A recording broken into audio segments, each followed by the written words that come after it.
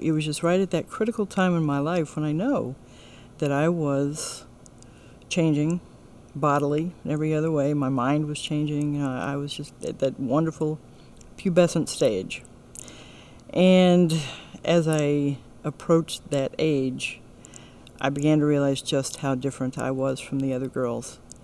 They were sophisticated. They were confident. They were capable in ways that I just simply was not. They dated boys. I wanted to date boys. I was asked out maybe once in my junior high years and started meeting some new friends, some female friends at school who were in a lesbian relationship. But I didn't realize that because I didn't know what that meant. So about 13, 14 is when I started to recognize that the girls were maybe a little more emotionally attached than I realized, and that had moved into a place of sexual involvement. So, unfortunately, also my church group. The girls were experimenting in that area of sexual involvement, definitely emotional. There was dependence going on. And I fell right into that because I just wasn't sure who I was. I think that was the biggest thing. My father was working a lot. My mother, she took care of the house. She was the homemaker, the typical Beaver Cleaver type of family. My brother was about 6 years younger. So he didn't come along until I was almost 6 years old. When he was born, I recognized that my parents had a different attitude toward him, but I wasn't sure what that was all about. When I would say even probably close to the same age, right around 12 years old, I discovered some photos of a baby in a coffin, and I didn't know what that was. So I took them to my mother and asked her about them and found out that was my older brother. He had only survived 5 days. He was not ever even brought home from the hospital.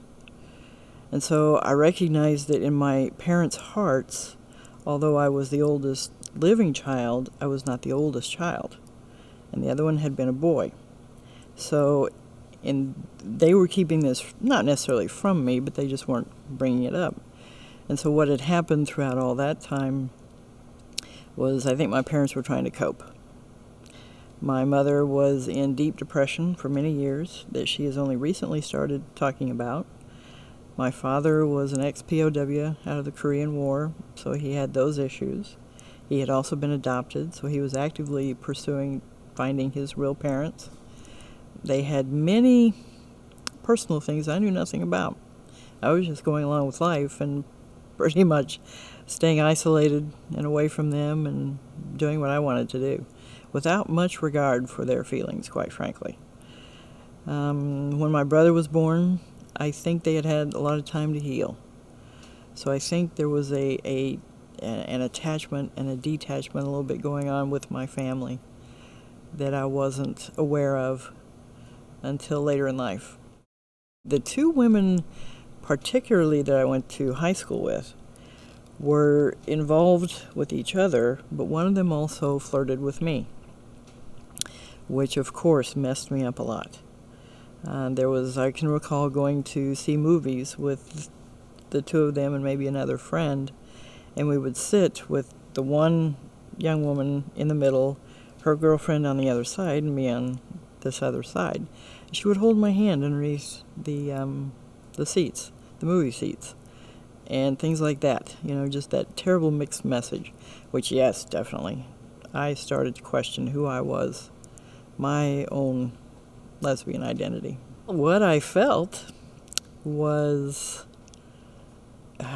almost an elation. It was an excitement.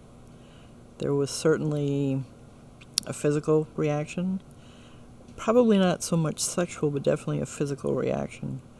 I felt the tenderness. I felt the touch of another woman, which was almost more than I could handle. But I also knew maybe deep in my heart that she wasn't really available. So I left that just kind of a little secret between us. But it certainly awakened the desires that shouldn't have been awakened at that time. My feelings for her took a long time to go away. When I got to college, it was the same. I still had all the same confusion. It just intensified. Because here we were in an all-girls dorm. It was a church-related school, so very small. We were in an all-girls dorm, and so you're in close proximity with women, again, some of whom I knew well from the church, some even from high school.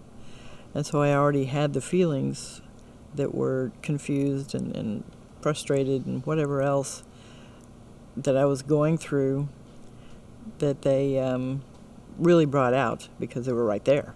They were just a door away. I was attracted to boys. I didn't know how to make myself attractive to them. I believed that I was being attractive to young men, but somehow they didn't see me that way. So my attraction to boys was very real and yet not received well. When I really recognized that I liked boys so much and I was following that pattern and it wasn't being received well, I think it's when I started to recognize there was something different about me. There was something either wrong with me or there was something that was just either I wouldn't give them what they wanted. Maybe that was sexually. Maybe that was intimately. Maybe that was just my personality. I understood them to some extent, but I didn't know how to relate to them as a young woman. I could understand and relate well with other women, but not with young men. So I spent a great deal of my early years in confusion. Your passion that beats for Christ alone. Your passion. Well, I got through college. I survived that and took my first job. And that was, I worked as a house parent in a children's home. I worked in the girls section. They ranged in age, I believe, from 6 to 17. They would come into my room, some of them half-dressed, some of them, frankly, only in their underwear. And they would come in, and we would just sit and talk, and they would eat popcorn or whatever it was we did, play games, I guess. And that was not how I'd grown up. So I was being innovated and really influenced by some young women who suddenly were putting themselves in a position, I thought. Maybe they were just being themselves, but for me it was a terrible place to put me. I eventually got involved with one of the young women there who was not necessarily one of the ones who was flaunting her body, but just one of the young women. That led to a relationship that started in November of 1978. And after that, I was convicted, I think. I didn't quite know what to do with all that. It was too much. And it was too wrong. It felt too wrong. And at some point, I confessed. And the next day, I was let go. Unfortunately, that didn't end that relationship. And that continued. We did some felonious things. I ended up taking her across state lines. She was a ward of the state. I took her across state lines, and thanks to my parents and to a few forgiving people, I suppose, I was not taken to jail immediately. In fact, I never spent a day in jail over that or anything else. So that ended, I suppose, well, if you would call well, being with her. But I don't know if that's what I would call well. I got what I wanted. And from that point, we stayed together almost 3 years, in and out of different states, trying to figure out what we were doing. And I was the one holding down a job. I was the one kind of the stable one, I suppose, because I was older and presumably more stable. In thinking back on exactly who she was in my life and who she represented, it was almost a nurturing type of thing. It was almost because she was younger, it seemed that I was taking care of her maybe. That I was almost being not really a mother to her, but somehow she fed a part of me that was definitely,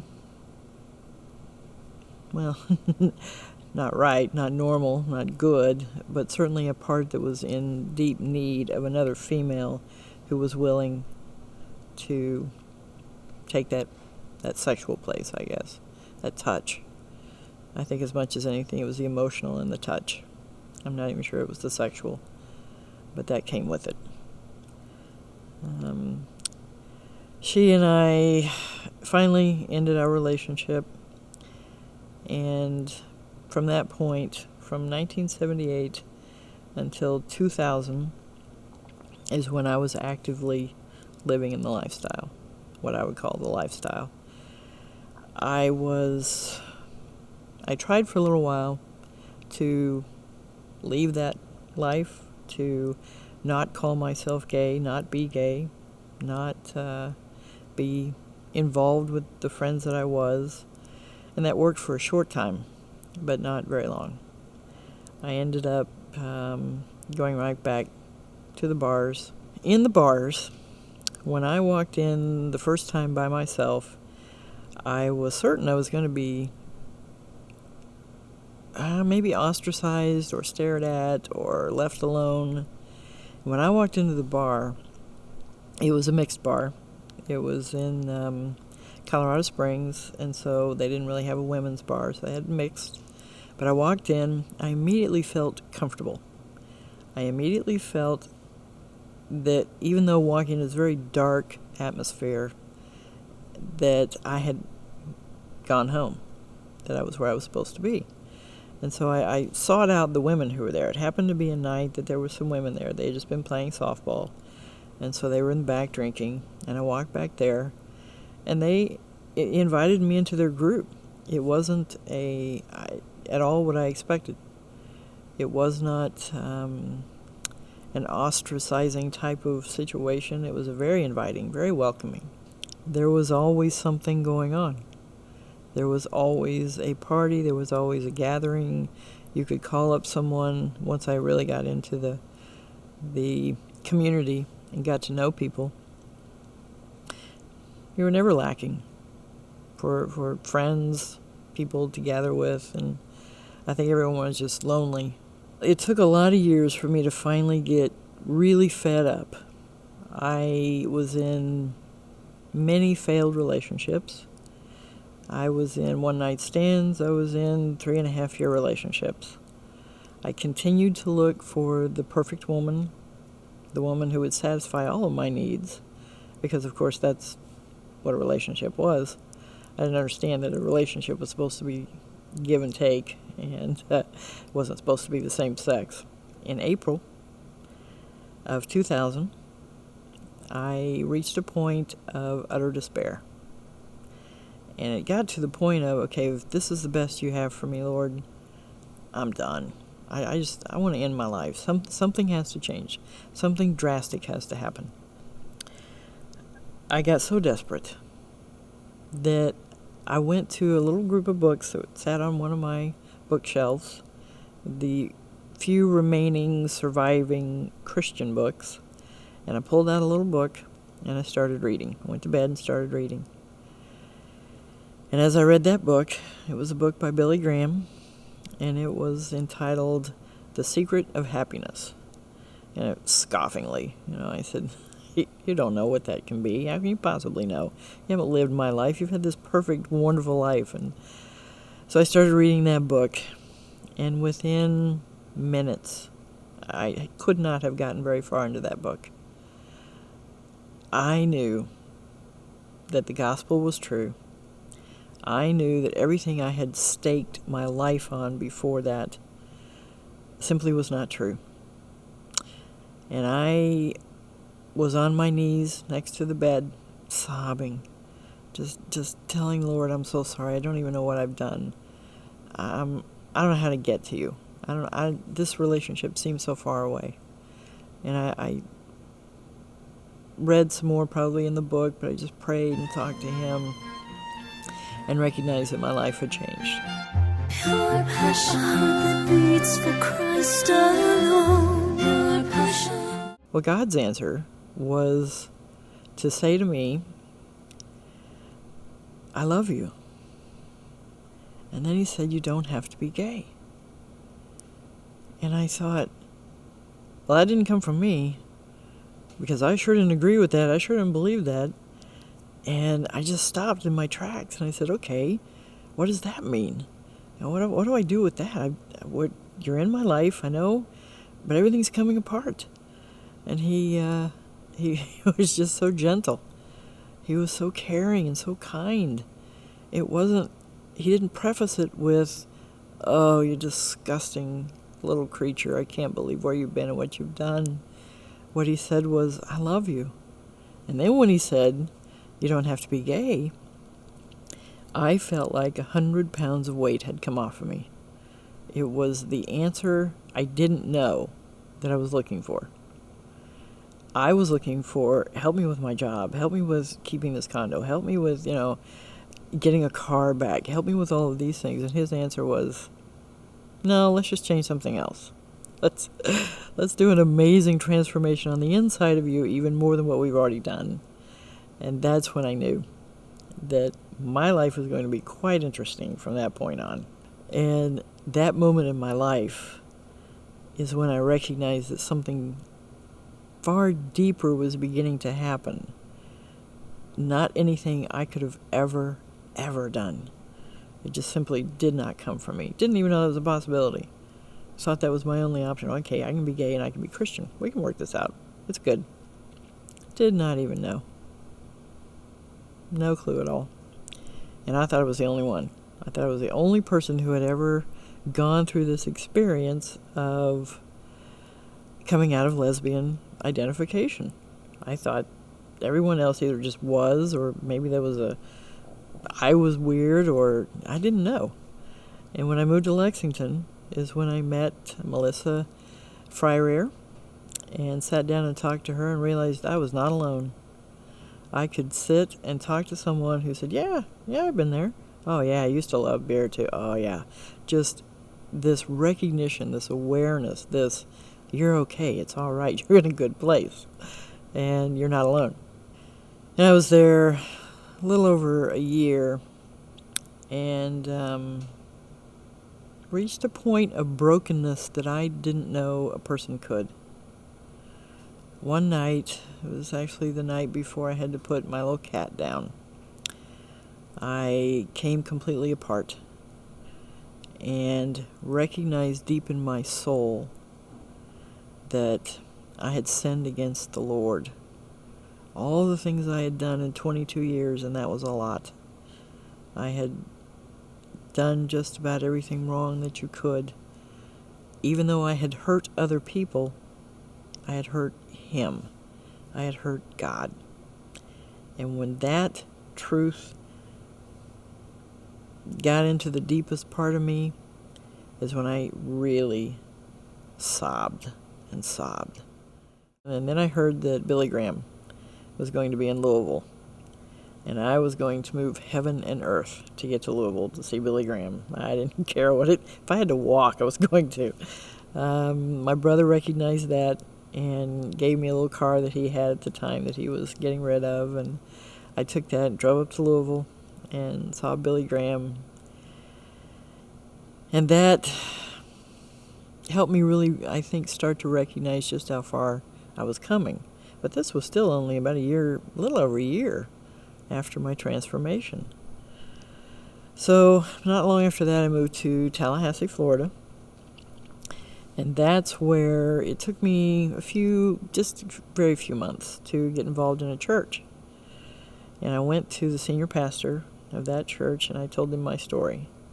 And I told him that whether I liked it or not, I thought I probably was supposed to do ministry in that town related to the sexual and relational issues of men and women, because there was nothing, absolutely nothing in Tallahassee at that time. He caught the vision and recognized that I had a story that sounded sensational and one that he wanted the church to know about. They turned out to be some of the most incredibly giving, caring, non-judging people I've ever met in my life. The ministry I have today is called Bold Appeals Ministry. I do meet with people one-on-one. I meet with anyone who really wants to talk to me. If they want to call me, if they want to email me, I can talk to them. They can come to my office. I have written a book called Hear the Cry, and I subtitled it Celebrate Freedom from Lesbianism, because I do believe there is freedom. It's not immediate, but I do believe there is freedom. For the girl who is in the lesbian lifestyle right now, the thing that I have to say, first of all, is I love you. I don't judge you. God doesn't judge you. He wants your heart. He wants to know that you want His heart, that you want that relationship. The woman struggling right now, or even not struggling, in a lesbian lifestyle has to feel some conviction, some right and wrong, especially if relationships are ending, especially if relationships are tough, especially if it just doesn't seem to quite work. That, I would say, is the first thing that I recognize. My hope didn't come from within the lifestyle. My hope came from a source that was far beyond the lifestyle. My source, of course, is Jesus Christ. And absolutely, when they meet Jesus Christ, He meets them right where they are, but He doesn't leave them there. And that was one of the coolest things I learned.